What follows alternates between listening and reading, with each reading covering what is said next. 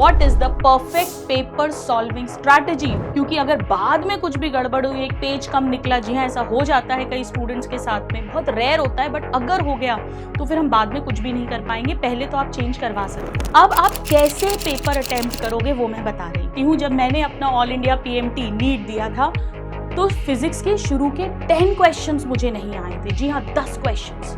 बहुत नर्वस हो सकते थे, पर मैंने इसकी प्रैक्टिस हमेशा की। हो सकता है वो आपसे कोई ऐसा क्वेश्चन पूछ ले जो आपको आए नहीं, आप नर्वस हो जाएं, घबरा जाएं, और वो घबराहट में जब आप हॉल के अंदर जाएंगे, पेपर सॉल्व करेंगे, तो वहां पर भी रिफ्लेक्ट करता है।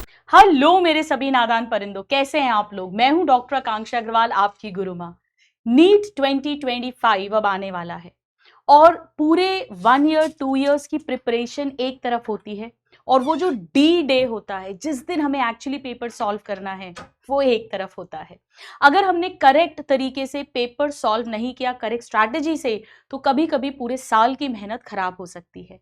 तो आज इस वीडियो में हम यही बात करेंगे, what is the perfect paper solving strategy for NEET 2025। तो इसकी शुरुआत मैं करती हूं सबसे पहले entry into the exam hall, या एंट्री इनटू दी सेंटर मुझे कहना चाहिए।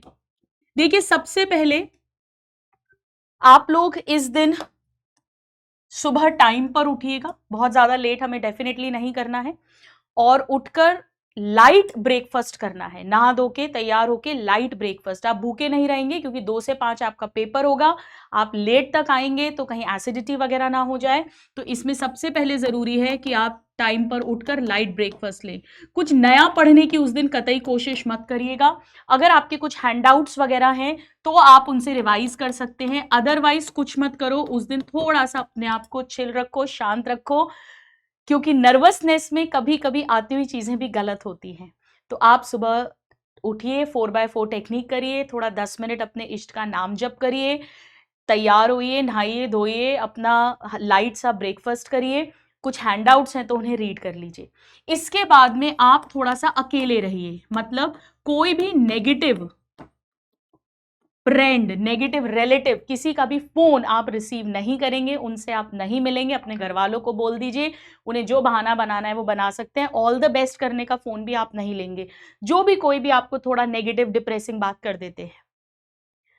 इसके बाद जब आप हॉल के अंदर जाएंगे तब भी आपको अकेले रहना है, मतलब किसी भी, हो सकता है आपके ही सेंटर पर आपके कोई नोन स्टूडेंट का भी, फ्रेंड का भी सेंटर हो, या कभी अननोन बच्चे भी जब वहां मिलते हैं, तो बहुत ज्यादा दोस्ती बातें नहीं करनी है। हो सकता है वो आपसे कोई ऐसा क्वेश्चन पूछ ले जो आपको आए नहीं, आप नर्वस हो जाएं, घबरा जाएं, और वो घबराहट में जब आप हॉल के अंदर जाएंगे, पेपर सॉल्व करेंगे, तो वहां पर भी रिफ्लेक्ट करता है। तो जो आता है अपने को पता है भाई, अपने दोनों कान बंद रखने। आप चाहो तो साइड में खड़े हो जाओ, जिसको जो सोचना है, स्नॉबिश सोचना है, एरोगेंट सोचना है, जो सोचना है सोचे, पर अपने को किसी से कोई डिस्कशन नहीं करना है। इसमें बहुत ज्यादा जरूरी है कि आप अपना प्रॉपर ड्रेस कोड भी फॉलो करें। ड्रेस कोड को लेकर एक वीडियो मैं ऑलरेडी आपके लिए डाल दूंगी, ठीक है। अभी हम इसकी डिटेल में बिल्कुल नहीं जा रहे, मैंने कंप्लीट वीडियो आप लोगों के लिए बना दिया है, जल्दी आ जाएगा आपके पास में। क्योंकि अगर आपके ड्रेस कोड में कुछ भी गड़बड़ होता है तो वहां पर आर्ग्यूमेंट्स होंगे, टेंशन होगा, स्ट्रेस होगा, अगेन हमें पेपर सॉल्व करते में उस चीज का असर दिखता है। इसके बाद भी मैं ये कहूंगी, अगर थोड़ा भी कोई भी कंफ्यूजन होगा तो प्लीज आप लोग अर्ली पहुंच जाना, 12:30 बजे तक जल्दी पहुंच जाना। और तीसरा वेरी इंपॉर्टेंट, वहां पर बहस मत करना, कोई आर्ग्यूमेंट मत करना। वो जैसा बोले, उसमें ये लिखा है, वहां पर ये लिखा है, कुछ सेंटर्स पे थोड़ा सा एक्स्ट्रा स्ट्रिक्टनेस होती है, जो बोले कर देना, अपने को कोई मतलब नहीं, अपने को उस पेपर पर ध्यान देना है जिसके लिए पूरे साल मेहनत की है। तो कुछ स्टूडेंट्स होते हैं जिन्हें गुस्सा आ जाता है, ये सही है वो गलत है, ऐसा कैसे कर सकते हो, उनको तो अलाउ करा था। बेटा कोई बहस नहीं करना है। चलिए, तो सबसे पहले हम सेंटर पर गए, वहां पर हमने ये बातें ध्यान रख ली। अब हम आ जाते हैं नेक्स्ट स्टेप पर। नेक्स्ट स्टेप होगा एंट्री इनटू द हॉल। तो जब आप अपने एग्जाम हॉल के अंदर जाएंगे, वहां पर शांति से बैठो, ठीक है। 2 मिनट सांस लो, थोड़ा सा अपने इष्ट का नाम लो, ईश्वर का नाम लो, 2-3 डीप ब्रीदिंग करो, और उसके बाद आपको मिलेगा question paper. You will get your question paper. अब बहुत ध्यान से सुनिएगा, जब आपको पेपर मिलेगा, अच्छा एक बात और, आपको एक अलग से वीडियो मिल जाएंगी, आपको पता ही है, अपने डॉक्यूमेंट्स भी जरूर कैरी करना, इसको लेकर भी काफी बार स्ट्रेस हो जाता है। तो 3 to 4 post card size photos, passport size photos, आपका आईडी जो आपने एप्लीकेशन फॉर्म में लगाया है वही होना चाहिए, फोटोज एप्लीकेशन फॉर्म वाली होनी चाहिए, वो सब कुछ रख लेना। अब जब क्वेश्चन पेपर और सब आपके पास में आएगा तो आप एकदम से सॉल्व करना मत शुरू करना। पहले आपको OMR फिल करनी रहेगी, जिसके अंदर आपका नेम, रोल नंबर, इस पर भी एक वीडियो मैंने बना दिया है, जल्दी आपके पास आ जाएगा। नेम लिखना रहेगा, उसमें भी OMR फिल करनी रहेगी। कुछ स्टूडेंट्स होते हैं जो जल्दीबाजी में ये सब गलत कर देते हैं। इसमें आपका बुकलेट का कोड रहेगा, है ना। इसके बाद जो है आपके मदर फादर, आपका नेम रहेगा, ये सब रनिंग हैंड राइटिंग में होगा। तो रनिंग हैंड राइटिंग मतलब नॉर्मल जैसे अपन लिखते हैं। लेफ्ट थंब का इंप्रेशन रहेगा। जो भी कुछ है बेटा, इसमें जितना भी टाइम लगे लेकिन तसल्ली से करना, क्योंकि अगर OMR में यही गलत हो गया तो आपने भले ही कितना 720 आउट ऑफ 720 का पेपर किया हो, वो कोई मतलब का नहीं रह जाएगा। तो इसे बहुत ध्यान से फिल करिएगा। अब ये सब फिल करने के बाद में ये वाला वीडियो भी देख लेना, आ जाएगा OMR का। अब इसके बाद में आप एक बार अपने क्वेश्चन पेपर को स्कैन करेंगे। सबसे पहले जब आएगा, आपने अपना OMR में ये सब कुछ फिल किया, अब आप क्वेश्चन पेपर स्कैन करेंगे। स्कैन का मतलब आप क्वेश्चन सॉल्व करना शुरू नहीं करेंगे, आप चेक करेंगे कि उसमें ऑल पेजेस हैं या नहीं है, न्यू पैटर्न के हिसाब से पूरे 180 क्वेश्चंस हैं या नहीं है। क्योंकि अगर बाद में कुछ भी गड़बड़ हुई, एक पेज कम निकला, जी हाँ ऐसा हो जाता है कई स्टूडेंट्स के साथ में, बहुत रेयर होता है, बट अगर हो गया तो फिर हम बाद में कुछ भी नहीं कर पाएंगे। पहले तो आप चेंज करवा सकते हो, राइट। तो एंट्री हो गई, सेंटर पे हॉल में क्वेश्चन पेपर मिला, बेसिक OMR भर दी, उसके बाद पेपर को स्कैन कर लिया। अब इसके बाद में हम पेपर स्टार्ट करेंगे, पेपर अटेम्प्टिंग। देखिए पेपर अटेम्प्टिंग में हमें क्या ध्यान रखना है। सबसे पहले आप सबका एक सीक्वेंस ऑफ सब्जेक्ट्स डिसाइड होगा ऑलरेडी। जनरली अगर मैं बात करूं तो नीट में लोग बायो से शुरू करते हैं, तो आप भी वैसा कर सकते हैं, या जो भी आपका सीक्वेंस है। फॉर एग्जाम्पल अगर मैं अपनी बात करूं तो शायद मेरा सीक्वेंस जूलॉजी, फिर बॉटनी, फिर केमिस्ट्री, फिर फिजिक्स होता। तो जो भी सीक्वेंस है उसको ही आप फॉलो करें। अब आप कैसे पेपर अटेम्प्ट करोगे वो मैं बता रही हूं। यहां पर सबसे पहले आपने क्वेश्चन को रीड करा, ठीक है, रीड क्वेश्चन। अब आप जब क्वेश्चन रीड कर रहे होंगे तो आप कीवर्ड्स को अंडरलाइन या सर्कल करोगे। कीवर्ड से मेरा क्या मतलब है, जो इंपॉर्टेंट वर्ड्स हैं जिनसे आंसर निकलता है, एंड साथ में फॉल्स, इनकरेक्ट, नॉट करेक्ट, ऐसा कुछ है तो बड़ा बड़ा साइड में फॉल्स लिख दो। बहुत रेयरली कुछ सेंटर्स पर क्वेश्चन पेपर पे लिखना अलाउ नहीं करते हैं। अगर ऐसा हो तो बहस मत करना, झगड़ा मत करना, ठीक है, फिर मन में ध्यान रखना पड़ेगा, अपनी किस्मत समझ लेना। इंपॉर्टेंट वर्ड्स जैसे BT, जेल इलेक्ट्रोफोरोसिस के बारे में करेक्ट, तो करेक्ट को सर्कल कर दिया और जेल इलेक्ट्रोफोरोसिस को सर्कल कर दिया, ऐसे करके। तो कीवर्ड्स को अंडरलाइन करा और करते करते क्वेश्चन को रीड करते जा रहे हैं एंड क्वेश्चन को अंडरस्टैंड करते जा रहे हैं। तो क्वेश्चन को पढ़ते जा रहे हैं, क्वेश्चन को समझते जा रहे हैं, कीवर्ड्स को अंडरलाइन करते जा रहे हैं, जल्दी नहीं करनी है। इसके बाद में अपन ऑप्शंस देखेंगे। तो होता क्या है, कभी कभी फर्स्ट ऑप्शन ही करेक्ट होता है, but second option may be more correct. तो हैबिट बनाइएगा टू रीड ऑल ऑप्शंस, ये बहुत इंपॉर्टेंट है। सारे ऑप्शंस पढ़ने की आदत डालिए, क्योंकि हमें best out of all decide करना होता है। अब इसके बाद में सपोज करो अगर आपको क्वेश्चन आ गया है, सपोज, तो आप क्वेश्चन पेपर पर इस क्वेश्चन के आगे टिक लगा दीजिएगा। सपोज 9th नंबर का क्वेश्चन है, मैंने टिक लगा दिया।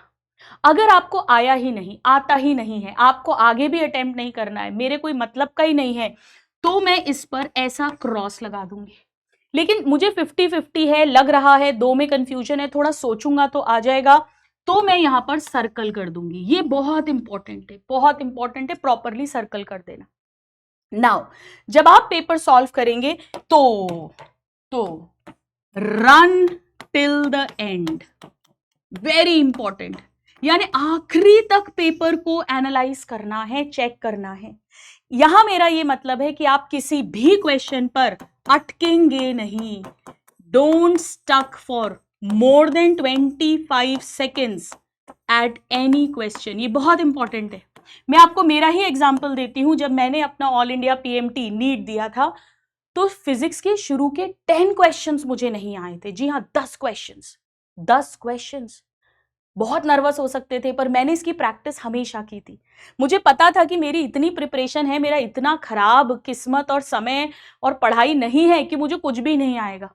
तो मैं छोड़ती गई, छोड़ती गई, छोड़ती गई, छोड़ती गई, छोड़ती गई। 11 से मुझे बनना शुरू हुआ और मैं उन पे सर्कल मारती गई, सर्कल मारती गई, सर्कल मारती गई। और जब मैं वापस आई पूरा बाकी पेपर करने के बाद, तो तब तक पेपर मेरे से इतना अच्छे से बन गया था, मेरा कॉन्फिडेंस लेवल हाई हो गया था, नर्वसनेस कम हो गई थी। उन 10 में से भी 8 क्वेश्चंस मुझसे आराम से बन गए और सही भी हो गए।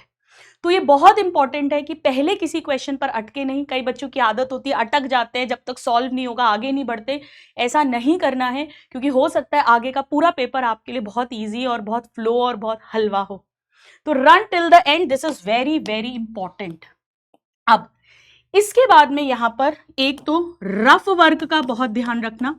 कई बार जब आप रफ वर्क करते हैं तो बहुत ही रफली करते हैं और आंसर खुद ही की हैंडराइटिंग समझ में नहीं आती है।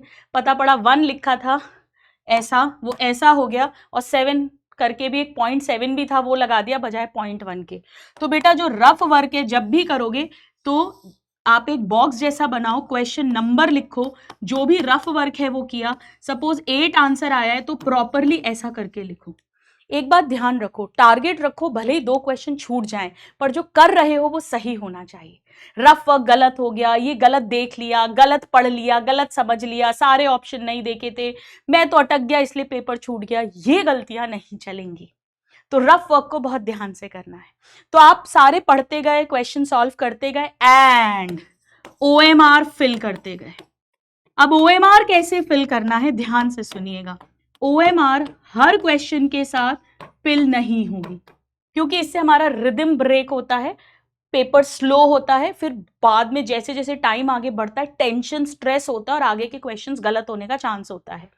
लेकिन OMR एंड में भी नहीं भरा जाएगा। मैंने ऐसा बहुत बार देखा है कि स्टूडेंट्स ने आखिरी के लिए OMR रखा और आखिरी में टाइम कम पड़ा और पता पड़ा OMR भरना ही रह गया, तो सारा वेस्ट हो गया।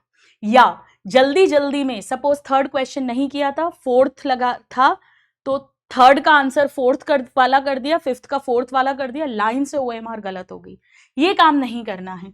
OMR की अभी से आप लोग प्रैक्टिस करिए, आप जैसे भी करते हो। मेरा ये सजेशन है आपको कि या तो एक सब्जेक्ट कंप्लीट होने के बाद लगा सकते हो, वरना मैं जो करती हूं, मैं जनरली खुद जब करती थी हर 15 से 20 क्वेश्चन के बाद मैं OMR फिल कर देती थी। आप क्या करोगे बेटा, जब आप क्वेश्चन रीड कर रहे हो, आपने ये सब कुछ कर लिया, सपोज आपने ए आंसर निकाला है, तो बगल में जो OMR है वहां पर ए जो है एक हल्का सा डॉट लगा दो। अगर आप बाद में आंसर चेंज करोगे भी तो डॉट को आइडेंटिफाई नहीं करता है जो मशीन होती है। ये OMR फिलिंग वाले वीडियो में भी मैं आपको बता दूंगी। तो हर 15 से 20 क्वेश्चन के बाद में प्लीज OMR फिल करिए, ताकि जितना जितना पेपर हो रहा है वो अपना कंप्लीट होता जाए, या सब्जेक्ट के एंड में भी आप कर सकते हैं। ध्यान रखना इस बार कोई A और B सेक्शन नहीं है, 180 क्वेश्चंस हैं एंड ऑल कंपलसरी हैं, यानी सभी आपको अटेम्प्ट करने हैं। अब ये करते करते इसके बाद जब एक बार आपने लास्ट तक सारा पेपर कर लिया है, now you will revisit circled questions. जिन पे आप सर्कल लगाते हुए आए थे, जिन्हें क्रॉस कर दिया था कोई बात नहीं है, जिन्हें सर्कल लगाया था, हो सकता है बेटा आधा पेपर अभी सर्कल हो, ऐसा भी बच्चों के साथ होता है, कोई बात नहीं है, कोई बात नहीं। क्योंकि अगर आपने आधा पेपर सर्कल करा भी है, आधे क्वेश्चंस भी सर्कल करे, मान लो 30-40% सर्कल करे हैं, तो बाकी तो आपके करेक्ट हो ही गए हैं, उसकी तो OMR भी फिल हो गई है, और आपको टाइम भी तो कम लगा होगा ना, क्योंकि आप अटके भी नहीं थे, यानी आपके पास ज्यादा टाइम होगा। और जिसके सर्कल क्वेश्चन कम है, इसका मतलब उसने काफी पेपर कर लिया है, तो उस पर टाइम कम है लेकिन सर्कल वाले क्वेश्चंस भी कम है, तो कोई दोनों ही तरफ से कोई दिक्कत नहीं है। अब आप रिविजिट करोगे, सर्कल वालों को देखोगे, अगर आ रहा है तो करोगे, अदरवाइज छोड़ते चलोगे। तो ऐसे करके आप पेपर करेंगे। तो ये मेरी तरफ से कुछ टिप्स हैं आपके लिए कि किसी क्वेश्चन पर अटकना मत, OMR करेक्ट तरीके से फिल करना, आखिरी तक पेपर अटेम्प्ट करना, कूल माइंडेड होकर पेपर दीजिएगा। एक बात ध्यान रखिएगा कि mind works best when it is joyful. हमारे बहुत सारे क्वेश्चंस इसलिए गलत हो जाते हैं क्योंकि हम उस समय नर्वस थे, डरे हुए थे, एंग्शियस थे, फियरफुल थे, और बस यही हमें नहीं होने देना है। तो आपने जो भी प्रिपरेशन करी है, बिलीव मी, यहां से क्वेश्चंस आएंगे, क्वेश्चंस बनेंगे, सब अच्छा ही होगा। अब आप अपने इष्ट पर विश्वास रखिए, जो भी रिजल्ट आएगा आपके फ्यूचर के बेनिफिशियल के लिए ही आएगा। तो जस्ट बी हैप्पी, एक्साइटमेंट के साथ पेपर देने जाओ और सब अच्छा ही होगा। एंड आई जस्ट होप कि आपको अपना ड्रीम मेडिकल कॉलेज मिलेगा और आपके नाम के आगे DR डॉक्टर लग जाएगा। God bless you, thank you so much.